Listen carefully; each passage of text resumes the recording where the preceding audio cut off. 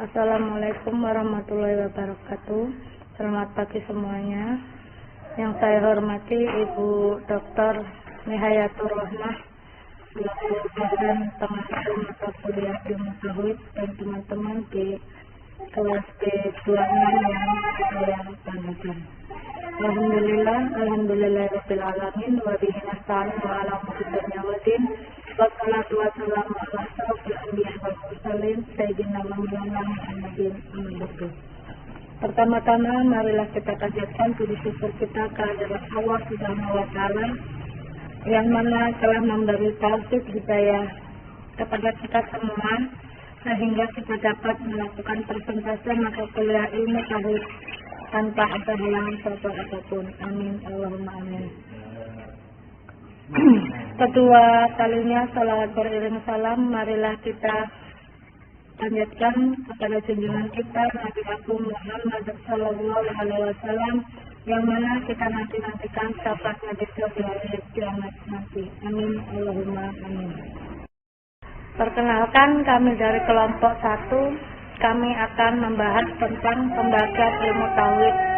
Sebelumnya saya akan memperkenalkan diri, saya Supriyati sebagai moderator. Adapun anggota kelompok 1 yaitu Bapak Ibrahim Sembawa, Bapak Suryadi, Ibu Umi Munifat Khairiyah, Ibu Yayu, dan saya sendiri Supriyati. Sebelum masuk ke presentase, tujuan dari presentase ini adalah untuk menambah wawasan dan pengetahuan tentang pembagian ilmu tauhid. Adapun materi yang akan disampaikan pada kelompok 1 yaitu materi yang pertama, pembagian tauhid uluhiyah, rububiyah, asma wa sifat yang akan disampaikan oleh saya sendiri Supriyati. Yang kedua, pembagian tauhid menurut ulama klasik dan kontemporer yang akan disampaikan oleh Ibu Umi Munifatul Khairiyah. Yang ketiga yaitu perbedaan mendasar antara 3 jenis tauhid yang akan disampaikan oleh Ibu Yayu. Dan yang keempat yaitu implementasi praktis dari pembagian tauhid dalam kehidupan sehari-hari yang akan disampaikan oleh Bapak Suryadi.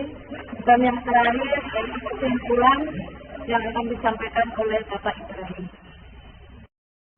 Sebelum masuk ke pemaparan materi, saya sebagai moderator, apabila ada kesalahan penyebutan gelar, nama, salah kata, saya mohon maaf kepada teman-teman dan ibu dosen. Kepada Allah saya mohon ampun dengan mengucap astagfirullahaladzim.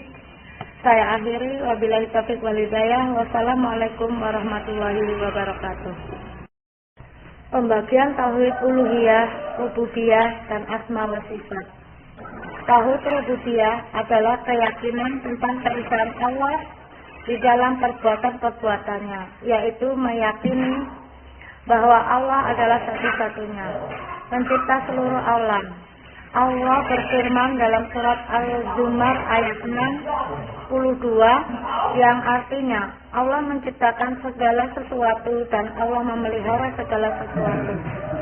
Tauhid uluhiyah adalah mengesahkan Allah dalam tujuan perbuatan-perbuatan hamba yang dilakukan dalam rangka takaruf dan ibadah seperti berdoa, beribadah, menyembelih kurban, bertawakal, berkorban, dan lain-lain.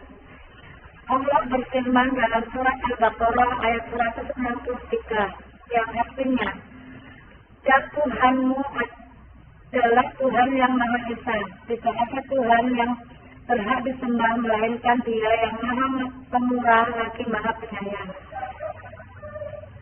Tauhid asma dan sifat adalah keyakinan tentang keesaan Allah Subhanahu wa taala dalam nama dan sifatnya yang terdapat dalam Al-Quran dan Al-Hadis, dilengkapi dengan mengimani makna-makna dan hukum-hukumnya. Allah berfirman dalam surat Al-A'raf ayat 180 yang artinya, hanya milik Allah Asmaul Husna, maka bermohonlah kepadanya dengan menyebut asmaul husna itu. Assalamualaikum warahmatullahi wabarakatuh. Terima kasih, saya Umi Munifatul Khairiyah. Di sini saya akan membahas tentang pembagian tauhid menurut ulama klasik dan kontemporer. Yang pertama yaitu pembagian tauhid menurut ulama klasik. Dalam tradisi ulama klasik, terutama yang diikuti oleh tokoh-tokoh kontemporer seperti Ibnu Taimiyah, Ibnu Qayyimah, dan ulama-ulama salaf lainnya, tauhid umumnya dibagi menjadi 3 bagian, yaitu yang pertama tauhid rububiyah, yaitu keyakinan bahwa Allah adalah satu-satunya pencipta, pemelihara, penguasa, dan pengatur alam semesta. Yang kedua, tauhid uluhiyah, yaitu keyakinan bahwa hanya Allah yang harus ataupun yang berhak disembah. Dan yang ketiga, tauhid asma wa sifat, yaitu keyakinan bahwa Allah memiliki nama-nama yang indah atau asma dan sifat-sifat yang sempurna atau sifat. Yang kedua yaitu pembagian tauhid menurut ulama kontemporer. Dalam era kontemporer, pembagian tauhid yang dipegang oleh mayoritas ulama masih merujuk kepada pembagian yang diuraikan oleh ulama klasik.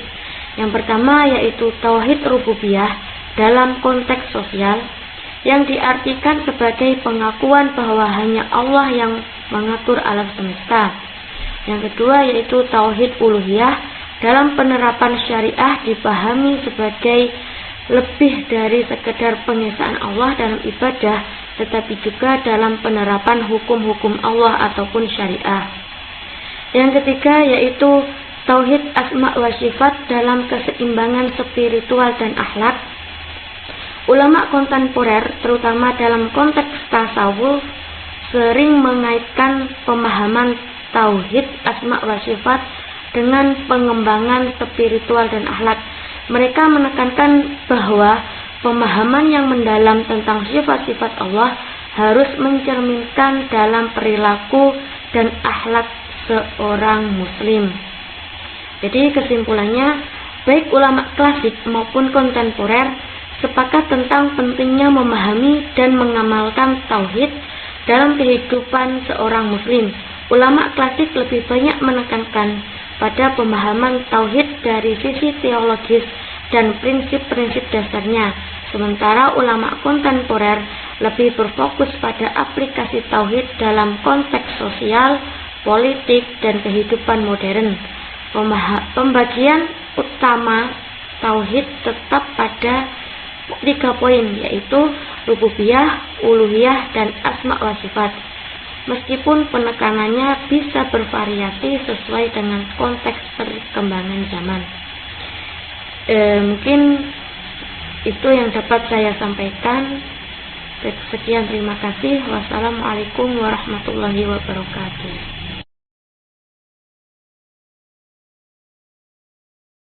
Assalamualaikum warahmatullahi wabarakatuh. Alhamdulillah. Terima kasih moderator, terima kasih Ibu dosen yang telah memberikan kesempatan. Teman-temanku semuanya, jangan lupa jaga semangat, jaga kekompakan, karena perjuangan kita masih panjang. Oke, pada diskusi kali ini saya akan membuka dengan sebuah pesan dari Imam Ghazali.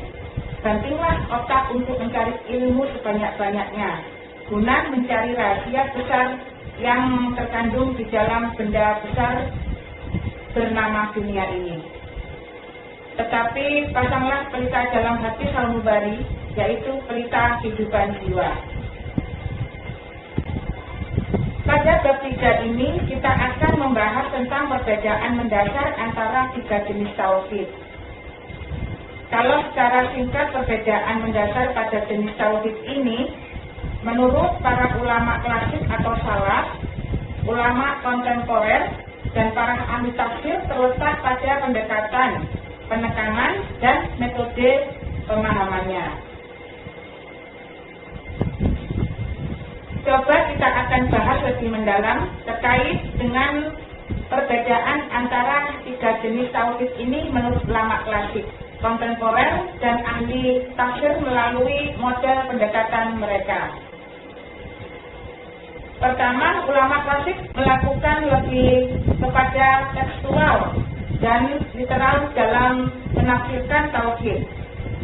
Mereka cenderung mengacu pada Al-Quran dan Sunnah dengan penekanan pada pemahaman yang lurus dari salafus saleh.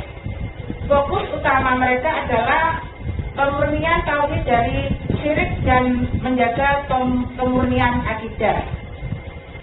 Sementara ulama kontemporer pendekatannya melalui mengkontekstualisasikan ajaran tauhid dalam dinamika sosial, politik, dan budaya modern. Mereka sering mengaitkan tauhid dengan tantangan ideologi modern seperti sekulerisme, kapitalisme, dan pluralisme. Pendekatan ini lebih banyak menggunakan ijtihad dan filsafat untuk menjawab masalah-masalah terkinian. Dan terakhir, al-tafsir menggunakan metode pendekatan lebih fokus pada eksplorasi makna ayat-ayat yang berbicara tentang tauhid, memberi interpretasi dan sisi bahasa, sejarah, dan konteks turunnya ayat. Tafsir juga bisa mencakup pendekatan sufistik atau spiritual atau filosofis dalam memahami dimensi ketuhanan. Pada dasarnya, 3 jenis tauhid ini diterima oleh berbagai kelompok ulama dan juga para ahli tafsir. Dari berbagai macam perbedaan antara mereka menekankan dan mengartikulasikan ajaran tauhid berdasarkan konteks zamannya.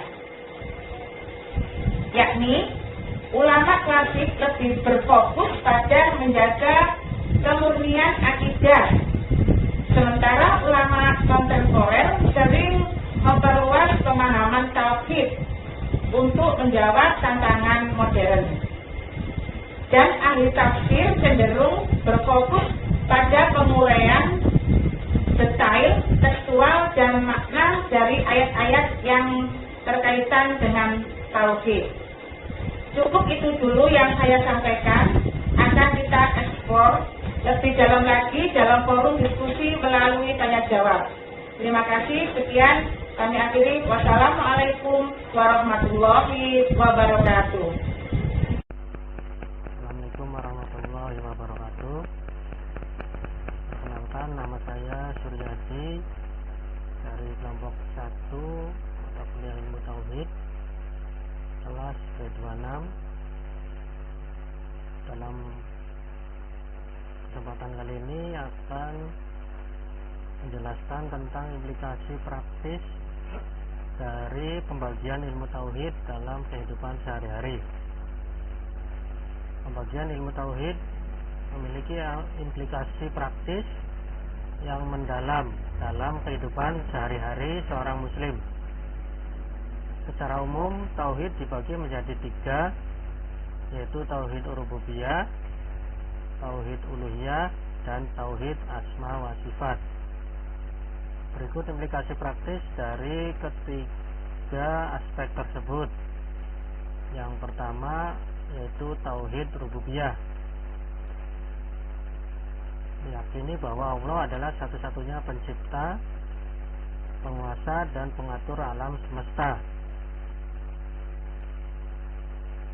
Dalam kehidupan sehari-hari, keyakinan ini menanamkan sikap tawakal atau berserah diri kepada Allah Subhanahu wa taala dalam setiap urusan.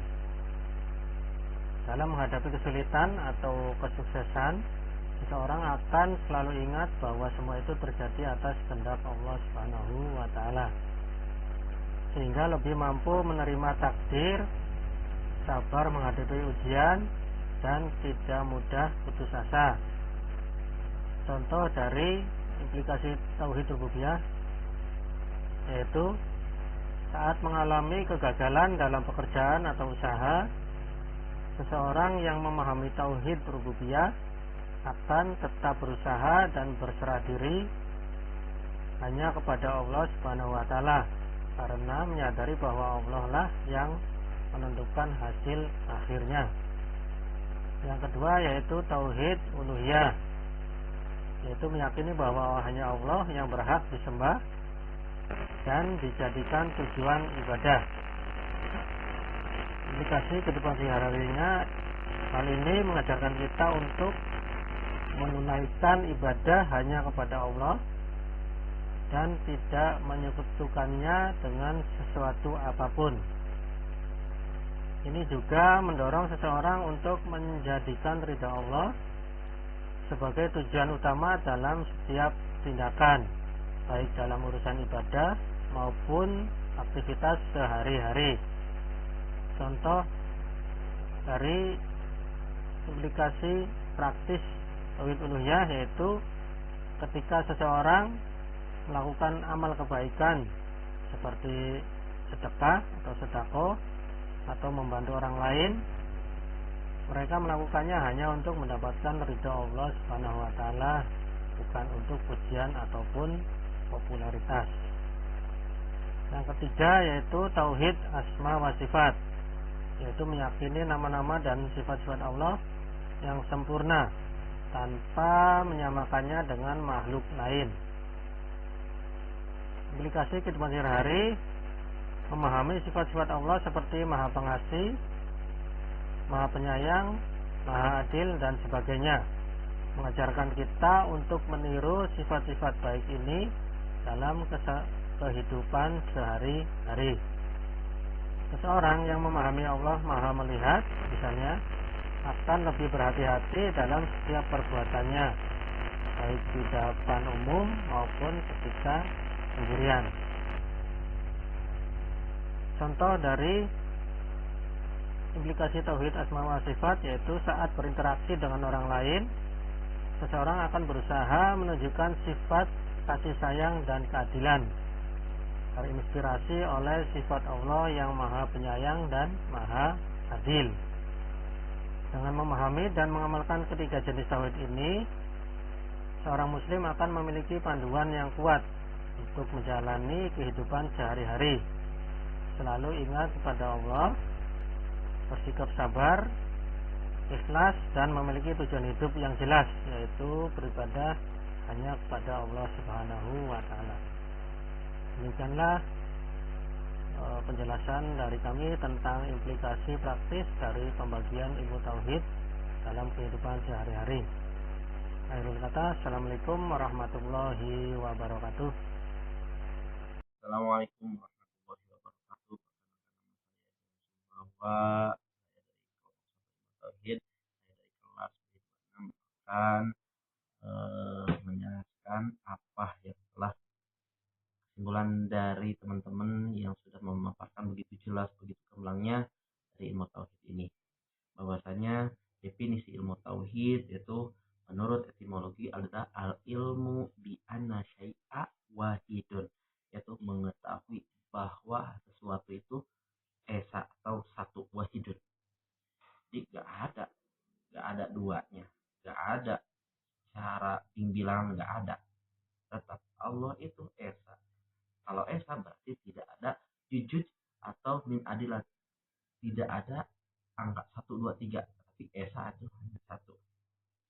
Selanjutnya adalah ilmu tauhid menurut terminologi ilmu yaqtadiru bihi ala isbatil aqaidi diniyati muktasabun min adillatiha yakiniyati, yang mana ilmu yaqtadiru bihi ilmu yang menetapkan hal sesuatu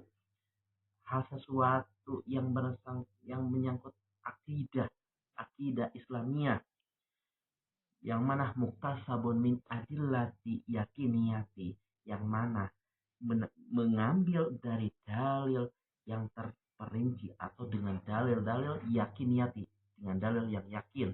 Bisa itu dalil dari Al-Quran atau dalil dari akal. Bahwasanya ilmu tauhid, dalil, akal, dan Al-Quran itu harus sesuai.